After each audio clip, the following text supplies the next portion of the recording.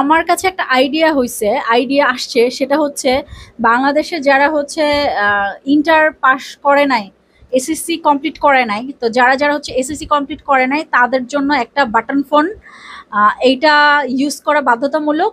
আর যারা হচ্ছে inter pass করে ফেলছে, অনার্স কমপ্লিট করছে বা মাস্টার্স বা গ্র্যাজুয়েশন কমপ্লিট করা, তাদের জন্য স্মার্টফোনটা মানে চালানোটা ঠিক আছে, ইটস ওকে।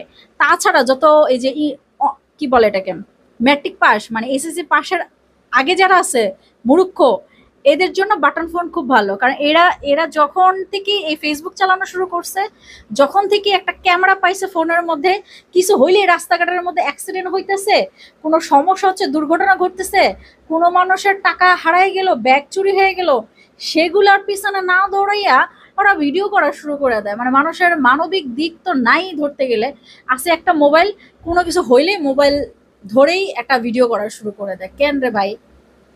মানে মোবাইলটাকে আমরা আসলে ভালো কাজে ব্যবহার করতেছি না, আমরা যে কিভাবে এটাকে মানে ভালো উদ্দেশ্য নিয়ে কাজ করব, এই উদ্দেশ্য ওরা জানে না, ওরা বুঝে না।